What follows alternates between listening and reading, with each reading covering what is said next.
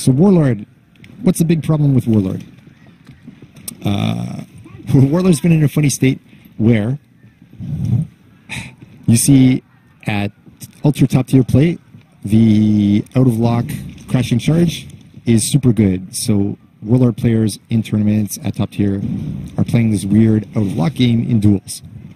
That's not really what we want duels to look like. We want them to be focusing on lock combat most of the time. Whereas at the rest of our data stats, we're seeing Warlord is too low. So it's this funny juxtaposition. So we're going to nerf out of lock stuff. We're going to buff lock stuff. So let's start with the nerfs. Out of lock crashing charge is now going to hit at 500 ms. It used to hit at 300 ms. So the hope is in duels when you're only looking at one person, this becomes reactable. Lunge strike is also getting a nerf and a buff. It is now a light reaction on hits. It's still a heavy button press. The transition to headbutt is a little later. Basically, this means that it does not guarantee the guard break or the headbutt anymore. Boom! And the damage. Sorry, my mic wasn't. Exactly, and the damage is buffed to compensate. So you're now doing 35 damage instead of 25 damage. So you're basically getting everything you wanted, and you can send that headbutt at the player or at an external target. So you have a little more ability to do damage. And then buffs wise, I would have liked if you could add a new chain to him. That would be super good, I think. Yeah. So, do you think we should? Yeah. Oh, yeah. Sure. All right, Francis agrees. So, what about light? There we go. Hey. Perfect. And what about heavy? Hey, even better. Also good. Light finishers are all 500 ms. The light openers have superior block.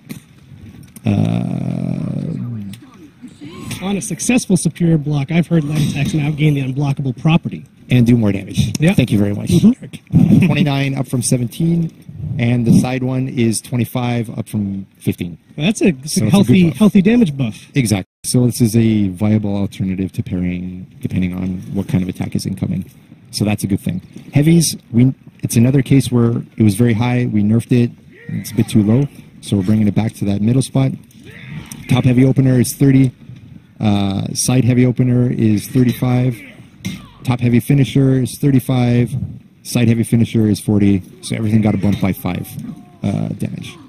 So you could say, so looking at these two is interesting to me, not being on the fight team. So it feels like you gave a little meatier damage buffs to the Warlord versus what you gave to the Peacekeeper, because the Peacekeeper is already kind of doing better overall than, say, the Warlord, right? Well, the Peacekeeper is always interesting because, the Peacekeeper has gone up and down a little bit more and used to be the dominant force in the game. I think the most defining one. So we're a little more... want to take trying smaller not steps. To nudge her all the way back to the top. Exactly. If we have to go further, we'll go further. But let's see. Cool. Warlord we're a little safer with, I think. Any other buffs to this guy? Zone attack. Zone attack is now undodgeable. You see the blue effect? It means that if I try to dodge it, nope, not going to happen. I die. It was basically very high tracking anyway, so we said let's go all the way and allow Warlord a little more opportunity to keep pressure going and not let people escape.